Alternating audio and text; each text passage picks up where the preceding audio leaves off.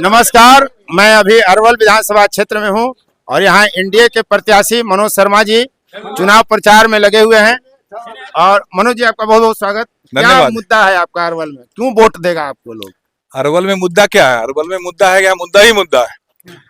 जैसे आप मुद्दे हैं, आपके मुद्दे क्या है? मेरा मुद्दा तो जनता की जो मुद्दे हैं, हर गांव में अलग अलग मुद्दा है, लेकिन एक कॉमन मुद्दा है कि यहाँ पर विधायक के कार्य, उनके व्यवहार और उनके विचार से जनता बिल्कुल सहमत नहीं है।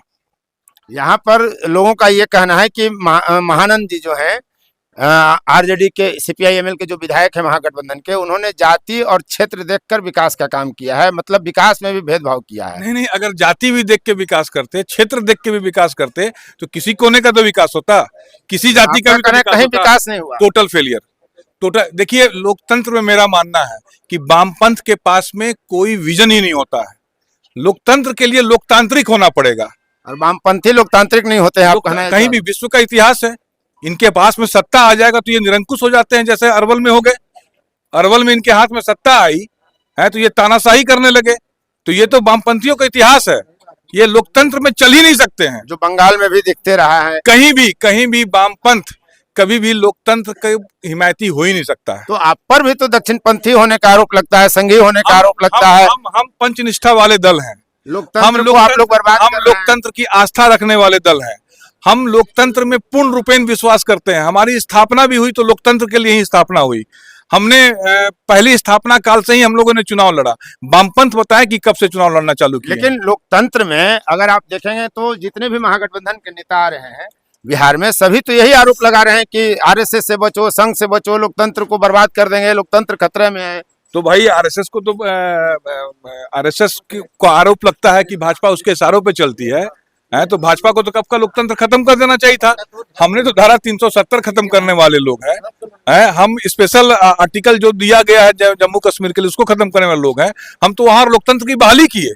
इसी लोकतंत्र में जहां पर एक देश था, वहां पे अब 2 संविधान रखे हुए थे, 2 झंडा रखे हुए थे। तो क्या वो लोकतंत्र था? क्या भारत का लोकतंत्र ये बोलता है कि इस देश में 2 संविधान बनाइए?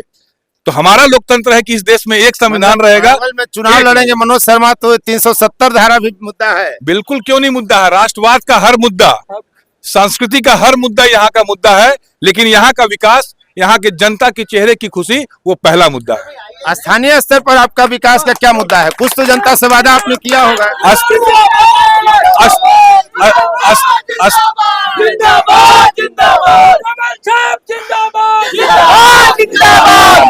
स्थानीय स्तर पे जो मुद्दा है वो अरवल का सर्वांगीण विकास है। अब जैसे आज मैं बलिदास गांव में हूँ, यहाँ सूर्य मंदिर है। सूर्य मंदिर के निकट में लगभग 3 एकड़ का तालाब है। 3 एकड़ का तालाब में 3/4 सीढ़ियां बनी हुई है। उस तालाब का जीर्णोद्धार करके उसको रमणीक जगह बना दे कि यहाँ गांव के निकलने वाले हर बुजुर्ग, हर महिलाएं वहां जाके अपना 2-3 घंटा समय बिता सके और अपना सुकून से रह सके, एक प्रफुल्लित वातावरण में रह सके। वो मेरा यहाँ का बलिदास का मुद्दा है। और पूरे अरवल के लिए हमने देखा है, मैंने महसूस किया है कि बिहार का 2 जिला अरवल और औरंगाबाद 4 लेन से नहीं जुड़ा हुआ है। उसको 4 लेन से जोड़ेंगे, बाईपास बनाएंगे, रेलवे लाइन को यथाशीघ्र 6 महीने के अंदर में काम चालू करवाएंगे, भूमि अधिग्रहण तुरंत चालू करवाएंगे और काम 6 महीने के अंदर करवाएंगे। नितिन गडकरी ने घोषणा की थी गया में कि हम NH 139 का 4 लेन करेंगे, और वो मुद्दा फिर बाद में भटक गया। नितिन गडकरी जी ने घोषणा की थी। मैं दुर्भाग्य से मैं उस समय बहुत ध्यान नहीं दे पाया। जब तक मैं ध्यान दे पाया तब तक 2 दिन का देर हो चुका था। उस समय आपका ये पटना सासाराम 4 लेन वो अप्रूव हो गया।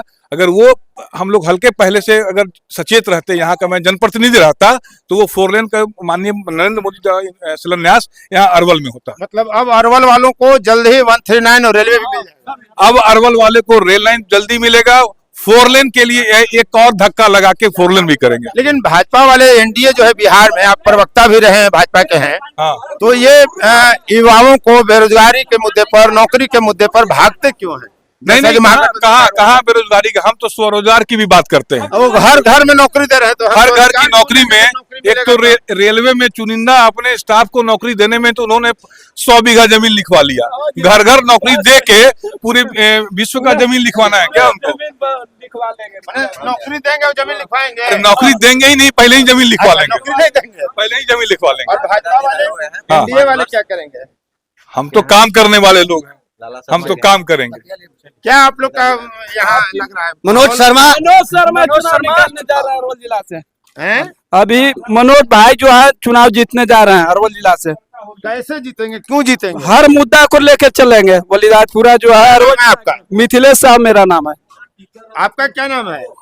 मुझे कहना यही है, नाम क्या है? नाम है राम जन्म सिंह, किसान भूषण, अरवल जिला से सम्मानित है, जनता दल यू के जिला उपाध्यक्ष हैं। अच्छा, हमारी सरकार सबों के लिए काम कर रही है, जिसमें सभी मुद्दे देख रहे हैं, चाहे वृद्धा पेंशन हो या मतलब कि बिजली का विचार हो, बिजली भी माफ किया है 125 यूनिट, और ऐसे ऐसे बहुत हजारों मुद्दा, लड़का लड़की को पढ़ने का मुद्दा बनाने का, माने बिहार को सुंदर बनाने का। एनडीए वाले सब एकजुट हैं? आप लोग बिल्कुल एकजुट हैं। अरवल विधानसभा में नहीं, पूरे बिहार में हम जुट हैं। लोग भ्रमित न करें, वो समय बताएगा आने वाले। महागठबंधन वालों का तो यही आरोप है कि एनडीए वाले अपने में लड़ रहे हैं। वो तो दिन भर यही काम करते हैं, हमारी दल ये काम नहीं करते, इंडिया के दल नहीं करते, वो लालू जी के मन हिसाब किताब है। हम आइए, क्या नाम है आपका? उपेंद्र नारायण सिंह। आइए, खड़ा हो जाइए। क्या नाम है? उपेंद्र नारायण सिंह, कहाँ घर है?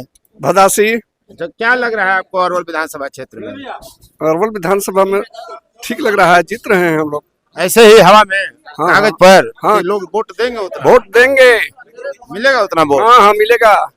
जाति का जो असर है यहाँ तो हर जगह देख रहे हैं कि हर जात के वोट, महागठबंधन जो हर है, जात के वोट मिलेगा हमको।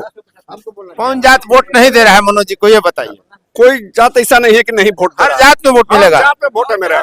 तो फिर एनडीए यहाँ क्यों नहीं पिछले चुनाव जीत पाई थी?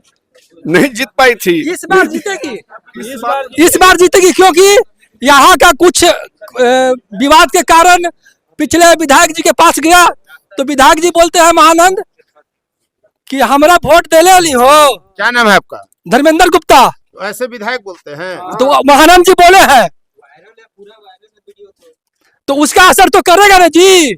कौन कौन जात दे रहा है? बनिया पूरा दे रहे हैं पैसे? बानिया नहीं, और समाज जिंदाबाद। मोदी जी और नीतीश कुमार के नेतृत्व में सब चुनाव देने जा रहे, वोट देने जा रहे हैं। चलिए, और युवाओं को तो प्रभावित कर रहा है महागठबंधन, आप लोगों को बुला रहा है। नहीं, महागठबंधन लाख बोल ले कि हर घर हम सरकारी नौकरी देंगे, उनके शासन को इस जनता, बिहार की जनता ने देखा है, ठीक है ना। उन कुछ भी बोल ले, कुछ भी सपना दिखा ले, लेकिन बिहार का जनता उनके पाले में नहीं आएगी, इसलिए कि वो जंगल राज का समय हम भी देख चुके हैं, 2005 के पहले का। कमल छाप छुहारा है, अपनी पूर्ण पौष्टिकता देगा। अरे वाह, क्या नाम है आपका? मनीष पांडे, कहाँ घर है? यही है अरवल के। अच्छा, छुहारा है। हाँ, कमल छाप छुहारा है, पूर्ण पौष्टिकता देगा। कार्यकर्ता दिखला रहे हैं, ये उत्साह है कार्यकर्ताओं का। धन्यवाद, धन्यवाद। नो शर्मा जिंदाबाद। एनडीए बहुत काम की है और करते रहेगी, इसलिए सभी लोग जिंदाबाद। धन्यवाद। फोर्थ व्यूज, चौथा विचार, बाकी